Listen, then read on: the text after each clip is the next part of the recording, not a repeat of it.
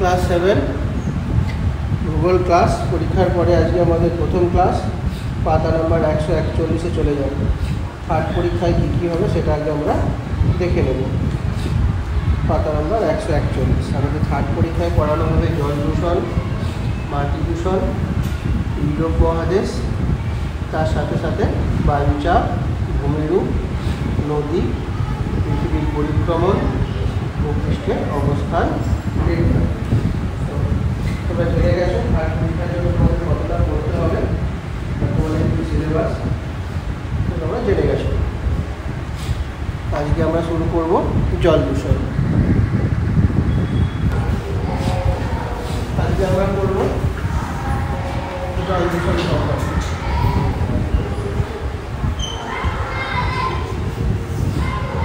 আগে আমরা জানবো দূষণ কাকে বলে। দূষণ হচ্ছে পরিবেশের উপাদানগুলো পরিমাণের হ্রাস বা বৃদ্ধি হলে তার যে ক্ষতিকারক প্রভাব পরিবেশের উপর পড়ে তাকে পরিবেশ দূষণ বলে। এটা তোমরা শিখে গেছো। তাকে বলবো পরিবেশ দূষণ। কোনো উপাদানের পরিমাণ হ্রাস বৃদ্ধি হয় অর্থাৎ গুণগত মান যদি হ্রাস পায় তখন তাকে বলা হয় পরিবেশ দূষণ। আমাদের সিলেবাসে দুটো দূষণ আছে, একটা হচ্ছে জল দূষণ আর মাটি দূষণ। আজকে আমরা বলবো জল দূষণ সম্পর্কে। জল দূষণ কাকে বলি? জল যখন ব্যবহারের অযোগ্য হয়ে পড়ে, জলে এমন কিছু জিনিস মিশতে হবে যেগুলো প্রসার ফলে জলটা ব্যবহারের অযোগ্য হয়ে পড়বে, তখন তাকে আমরা বলবো জল দূষণ। আর এখান থেকে কোশ্চেন হবে জল দূষণ কাকে বলে। কোশ্চেনটা তোমরা বুঝে গেছো। জলে যদি কোনো অবাঞ্ছিত পদার্থ মিশে যায় এবং সেই জল যদি ব্যবহারের অযোগ্য হয়ে পড়ে তখন তাকে আমরা জল দূষণ বলব। ক্লিয়ার হয়েছে? এবার দেখব জল কেন দূষিত হয় বা জল কীভাবে দূষিত হয়।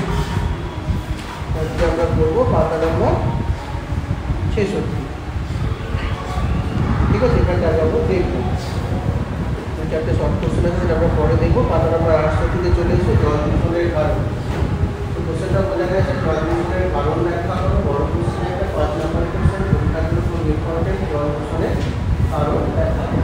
কারণে জল দূষিত হয়। এই যে পুকুরে জামা কাপড় কাটছে, যে ডিটারজেন্ট পাউডারটা জলে মিশছে, তারপরে কিন্তু জলটা দূষিত হচ্ছে। আমাদের বাড়ির পাশে পুকুরে যে সমস্ত গরু গা ধোয়ানো হয় বা হাঁস মুরগি চলে, তার সাথে হাঁস বা অন্যান্য পশু জলে নামানো হয়, তাদের মলমূত্র জলে মিশে যায়, ফলে জলটা দূষিত হয়। শিল্প কলকারখানার নোংরা আবর্জনা সেটা যদি জলে মিশে তাহলে জলটা দূষিত হবে। চিকিৎসা ক্ষেত্রে আবর্জনাগুলো যদি জলে মিশে তাহলেও জল দূষিত হবে। গৃহস্থলীর আবর্জনা সেগুলো যদি জলে মিশে, গৃহস্থলীর আবর্জনা কেমন ধরো সবজির খোসা নষ্ট হয়ে যাওয়া ভাব, ওগুলো যদি জলে মিশে তাহলে কিন্তু জলটা দূষিত হয়ে যাবে। বা ধরো শিল্প কলকারখানার গরম জল যদি কোনো জলাশয়ে মিশে তাহলে কিন্তু জল দূষিত হবে। কৃষিক্ষেত্রে যে সমস্ত আমরা সার ওষুধ সেগুলো জলের সঙ্গে ধুয়ে যদি অন্য কোনো জলে মিশে তাহলেও কিন্তু জলটা দূষিত হবে। আজকের ক্লাসে আমরা জল দূষণের কারণগুলোও শিখলাম। বা ভূগর্ভস্থ কোনো কোনো পদার্থ যদি জলে মিশে যায় তাহলেও কিন্তু জল দূষিত হতে পারে। কিন্তু মূলত আমরা আর্সেনিকের কথা পড়ব। জলে যদি আর্সেনিক মিশে যায় তাহলে জলটা দূষিত হয়ে পড়ে। জল দূষণ কাকে বলবো সেটা তোমরা শিখবে। জল দূষণ কেন ঘটে সেটা তোমরা শিখবে। এবার আমরা ওটা পর দেখব। আচ্ছা, অনেক সময় কী হয়, ধরো তেল আনা হচ্ছে এক জায়গা থেকে এক জায়গায়, সম্পূর্ণ জাহাজ যদি ডুবে যায়, জাহাজের মধ্যে থেকে থাকবে, জাহাজকে চলতে হবে, কিসে চলবে জাহাজে? সেটা কী হবে, সেটাও জলে মিশে যাবে। তেলবাহী জাহাজের মধ্যে করো বা জাহাজ যদি ডুবে যায় সাগরে, তাহলে সেই তেলটা জলে মিশে যাবে, জলটা দূষিত হয়ে পড়বে। বোঝা যায়? কোনো অসুবিধা আছে এই পর্যন্ত? অসুবিধা হওয়ার কথা না। এবার আমরা গোটা কথা রোগের নাম দেখব। কী কী রোগের নাম দেখি? একটা হচ্ছে ব্ল্যাক,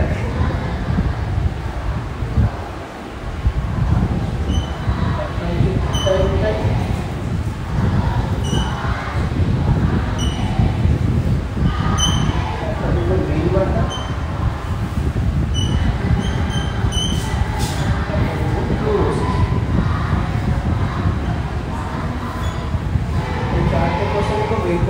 ব্ল্যাক ফুড হচ্ছে জলে যদি আর্সেনিক মিশে যায়,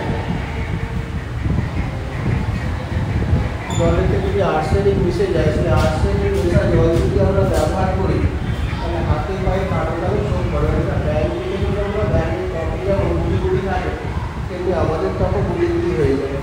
এগুলোকে বলা হয় ব্ল্যাক ফুড রোগ। বোঝা গেল? তাহলে আর্সেনিক মিশ্রিত জল যদি আমরা দীর্ঘদিন ব্যবহার করি তাহলে কী করবে, হাতে পায়ে কালো কালো দাগ পড়ে যাবে, চামড়া খসখসে হয়ে যাবে, ওটা ব্যাগের চামড়ার মতো হয়ে যাবে, তখন তাকে বলা হয় ব্ল্যাক ফুড রোগ। একই রকমভাবে ক্যাডমিয়াম যদি মিশে যায়,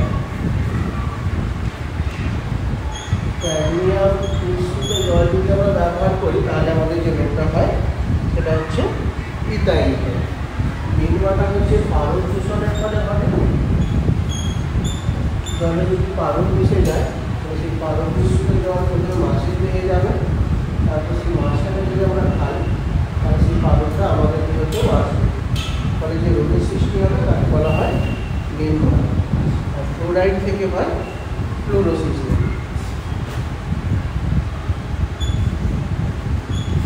তাহলে তোমরা কতগুলো রোগের নাম দেখলে, কার দ্বারা জল দূষিত হচ্ছে সেটা তোমরা শিখলে, এর ফলে আমাদের থেকে নানা রকম রোগের সৃষ্টি হচ্ছে। ক্লিয়ার হয়েছে? আমরা এখানে আর একটা জিনিস পড়বো, সেটা হচ্ছে ইউট্রোফিকেশন। খুব ইম্পর্টেন্ট কোশ্চেন।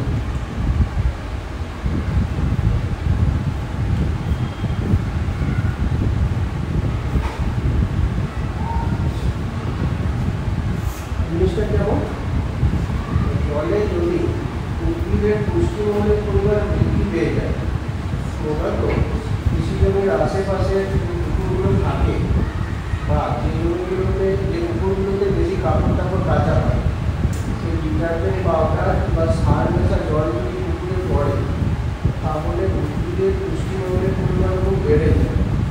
সেই পুকুরে জলজ উদ্ভিদের পরিমাণ খুব বেড়ে যায়। জলজ উদ্ভিদের পরিমাণ বেড়ে যাওয়ার ফলে কী হয়, জলে অক্সিজেনের পরিমাণ কমে যায়। উদ্ভিদ বেড়ে গেছে, অক্সিজেনের পরিমাণ কমে গেল, অক্সিজেনের পরিমাণ কমে যাওয়ার ফলে কী হবে, যে সমস্ত জলজ প্রাণী ছিল এই জলাশয়ে বা পুকুরে, যে সমস্ত জলজ প্রাণী ছিল সেগুলো মারা যায়। জলজ প্রাণীগুলো যদি মারা যায় তাহলে জলজ উদ্ভিদটাও মারা যায়, অক্সিজেন কার্বন ডাইঅক্সাইডের অভাব। সেই জলেতে না কোনো জলজ প্রাণী রইল, না কোনো জলজ উদ্ভিদ রইল। ধীরে ধীরে সেই জলাশয়টা একটা জলাশয় বা অব্যবহারযোগ্য জলাশয়ে পরিণত হয়ে যায়। এই প্রক্রিয়াটাকে বলা হয় ইউট্রোফিকেশন। মানে প্রথম অবস্থায় কী দেখলাম, জলেতে উদ্ভিদের পুষ্টিমূলের পরিমাণ বৃদ্ধি করার ফলে জলেতে জলজ উদ্ভিদের পরিমাণ বাড়বে, জলজ উদ্ভিদের পরিমাণ বেড়ে যাওয়ার জন্য জলজ প্রাণী মারা যাবে, জলজ প্রাণী মারা গেলে সেখানে আবার অক্সিজেনের পরিমাণ কমে যাবে, অক্সিজেনের পরিমাণ কমে গেলে আবার সেখানে জলজ উদ্ভিদগুলো মারা যাবে, অর্থাৎ সেই জলাশয়টা ব্যবহারে অযোগ্য হয়ে পড়বে। একে আমরা বলে থাকি ইউট্রোফিকেশন। ক্লিয়ার হয়েছে? বোঝা গেল? তাহলে আজকের ক্লাসে আমরা কী কী শিখলাম, জল দূষণের ফলে কয়েকটা রোগ আর কোন ধাতু দ্বারা জলটা দূষিত হচ্ছে সেটাকে দেখলাম। আমরা ইউট্রোফিকেশন করলাম, জল দূষণের কারণ করলাম, কী শিখলাম সেগুলো আমরা ক্লাসে শিখলাম। জল দূষণের কারণ এগুলো শিখেছি। বোঝা গেল? এগুলো আজকের ক্লাসে আমরা শিখলাম। এবার একটু জলের হিসাবটা প্রথমের দিকে আছে, একটু পড়িয়েই দিও না। আমরা জানি পৃথিবীর 3 ভাগ জল আর 1 ভাগ জল। 3 ভাগ জল যদি আমরা 100% জল ধরি তাহলে তার 97% হচ্ছে নোনা জল, সমুদ্রের জল, নোনা জল। এই জলটাকে আমরা ব্যবহার করতে পারি না। পৃথিবীর মোট জলের কত শতাংশ নোনা জল দেখলাম, 97% সমুদ্রে নুন থাকে। সমুদ্রে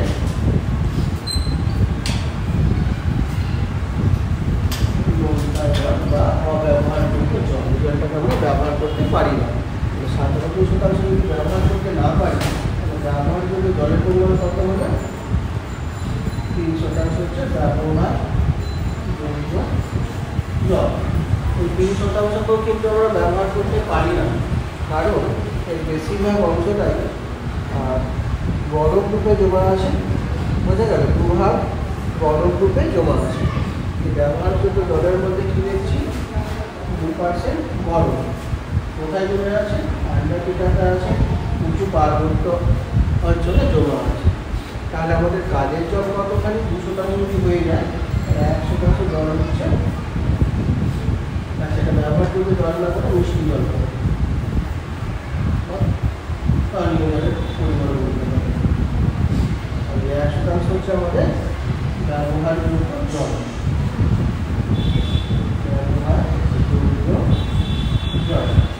এগুলো সব কোশ্চেনের জন্য খুব ইম্পর্টেন্ট। পৃথিবীর মোট জলে কত শতাংশ আমরা ব্যবহারযোগ্য জল দেখলাম? পৃথিবীর মোট জলে 1% হচ্ছে ব্যবহারযোগ্য জল, 97% হচ্ছে সমুদ্রে নোনতা জল, 2% বরফ রূপে জমে আছে, আর 1%কে আমরা ব্যবহার করতে পারি। এই 1% কোন জলটা? নদীর জল বলতে পারো, পুকুরের জল বলতে পারো, বা মাটির নিচে থেকে যে জলটা আমরা পেয়ে থাকি সেই জলটাকে আমরা ব্যবহার করতে পারি। মানে জলের হিসাব দেখলাম, জল দূষণের কারণ দেখলাম, জল দূষণের কয়েকটা রোগের নাম দেখলাম। এবার আমরা দেখব জল দূষণ কীভাবে আমরা আটকাবো। আচ্ছা, 72 পাতাটা ছবি আছে, দেখো, ওটা দেখলেই তোমরা বুঝে যাবে জল দূষণের কতগুলো কারণ ছবি করে দিয়েছি, খুব সুন্দর করে ছবি করে দিয়েছে। ছবিটার দিকে দেখলেই বুঝে যাবে। শিল্প কলকারখানার নোংরা জল, জামা কাপড় কাচা, গরু মোষের গা ধোয়ানো, থালা বাসন ধোয়া, জলের সব সেই নোংরাগুলো জলে মিশছে, জলটা ব্যবহারে অযোগ্য হয়ে পড়ছে। এটাকেই আমরা বলছি জল দূষণ। ক্লিয়ার হয়েছে? তাহলে আমরা আটকাবো কী করে? জল দূষণের প্রতিকার কী করে করব? জল দূষণ কীভাবে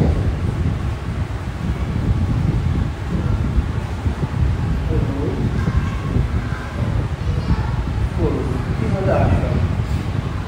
যে কারণে জল দূষিত হচ্ছে সেগুলো আমাদের করা যাবে। যেমন পরিবেশের গা ধোয়ানো যাবে না, জামা কাপড় লাগতে যাবে না, থালা বাসন ধোয়া যাবে না। বোঝা যাবে? তাহলে জলেতে দীর্ঘস্থলীয় কিছু নোংরা আবর্জনা সেগুলো জলে মিশতে যাবে। এবার চাষের জমিতে আমরা ঔষধ যে আছে সার দিই, সেগুলো ধীরে যাতে অন্য কোনো পুকুরে না পড়ে বা অন্য কোনো জলে না মিশে সেটাকে আমাদের লক্ষ্য রাখতে হবে। তাহলে যাতে না শিল্প কলকারখানার নোংরা জল, গরম জল পরিষ্কার করার পরে অন্য জলে মিশতে দেওয়া যায়, তার আগে অন্য জলে মেশানো যাবে না। তাহলে আমরা জল দূষণ আটকাতে পারি। তাহলে 3-4টে কারণ বললাম তোমাদের জল দূষণ আমরা কীভাবে আটকাতে পারবো। যে নোংরা আবর্জনা সেগুলো তাহলে ফেলা যাবে, গরু মোষের গা ধোয়ানো যাবে না, বোঝা যাবে, থালা বাসন ধোয়া যাবে না, জামা কাপড় কাটা যাবে না। কৃষিক্ষেত্রে যদি সার কীটনাশক দেওয়া হয়, এই সার কীটনাশক মিশ্রিত জল যাতে অন্য কোনো জলে না মিশে তার ব্যবস্থা করতে হবে। তাহলে সেই যেখানে মিশবে সেই জলটাও নোংরা হয়ে পড়বে এবং ব্যবহার অযোগ্য হয়ে পড়বে। কলকারখানার যে নোংরা জল, ড্রেনের যে নোংরা জল, সেখানে তো অন্য কোনো জলে না মিশে তার ব্যবস্থা করতে হবে। যদি মিশে যায় তাহলে সেই জলটা নোংরা হয়ে পড়বে। এগুলো খুব সহজ সহজ, এই সহজেই বোঝা যায়, তোমরা সব বুঝে গেছো। ঠিক আছে, আজকে আমরা এই পর্যন্ত বললাম, জল দূষণ করলাম, দূষণ কেন থাকে, জল দূষণের কারণগুলোকে দেখলাম, জল দূষণ কীভাবে আটকাবো সেটাকে আমরা দেখলাম, জল দূষণের ফলে কয়েকটা রোগের নাম দেখলাম। আর এখান থেকে তেমন কিছু নেই। এবার 2-4টে শর্ট কোশ্চেন আর দেখবো, জলকে আমরা কীভাবে পরিশুদ্ধ করতে পারবো, বা খাওয়ার জন্য যে জলটা আমরা ব্যবহার করি সেটা বিশুদ্ধ জল কিনা, বা সেই জলটাকে আমরা কীভাবে বিশুদ্ধ করে নিতে পারবো সেটা কীভাবে সম্ভব।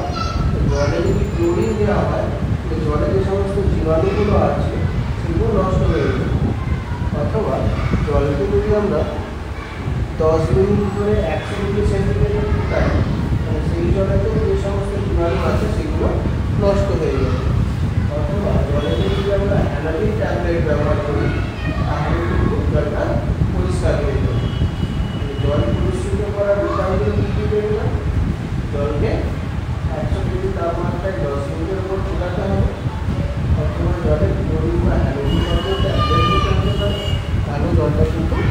পরিষ্কার হয়ে যাবে। বোঝা গেল? আর এখান থেকে তেমন কিছু নেই। আজকে আমরা পুরো জল দূষণটাই করলাম।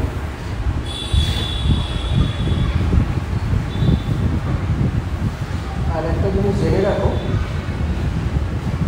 একজন মানুষের প্রতিদিন কমসে কম 50 লিটার বিশুদ্ধ জলের প্রয়োজন হয়। বিভিন্ন কারণে স্নান করা, খাওয়া দাওয়া, ইত্যাদি কারণে 50 লিটার বিশুদ্ধ জলের প্রয়োজন হয় কমসে কম। আবার 20 লিটার বিশুদ্ধ জলের প্রয়োজন হয় একজন মানুষের প্রতিদিন গড়ে 20 লিটার বিশুদ্ধ জলের প্রয়োজন হয়। পৃথিবীতে এমন অনেক দেশ আছে সেই দেশের লোকেরা 5 লিটারের পরিষ্কার জল পায়, অর্থাৎ নোংরা জল থেকে বাড়াতে হয়। আফ্রিকার দেশগুলো প্রতিদিন গড়ে 5 লিটারের পরিষ্কার জল পায়। আবার কিছু কিছু দেশ আছে যারা প্রতিদিন 50 লিটারেরও বেশি জল ব্যবহার করে, বেশিরভাগ জল নষ্ট করে। একটা বলতে চাচ্ছি যে আমাদের জলের অপচয়টা কিন্তু বন্ধ করতে হবে, কারণ আমরা পৃথিবীর মোট জলে মাত্র 1 ভাগ জল ব্যবহার করতে পারি, বাকি জলটা আমরা ব্যবহার করতে পারি না। কারণটা আমরা আগে জেনেছি। 97% সমুদ্রের গোলা জল যেমন কোনো কাজে লাগে না। 200% জল ভারত সমুদ্রে জমে আছে, আটলান্টিকা বা মেরু অঞ্চল এবং পার্বত্য অঞ্চলে বরফে জমে আছে, সেটাও কাজে নয়। আর এই 100% জলটা ভূগর্ভস্থ জল এবং পৃষ্ঠপ্রবাহ যেগুলো এই জলটাকে আমরা ব্যবহার করতে পারি। এই জলটা যাতে কোনোভাবে নোংরা না হয়ে পড়ে বা দূষিত না হয়ে পড়ে সেগুলো আমাদের বিভিন্ন ব্যবস্থা গ্রহণ করতে হবে। ক্লিয়ার হচ্ছে? আমি আজকে তোমাদের পড়িয়ে দিলাম, পুরো জল দূষণটাই পড়িয়ে দিয়েছি। পাতা নম্বর 66, 67, 68, 69, 70, 78, 72, 73, 74 এবং 75। পুরো জল দূষণ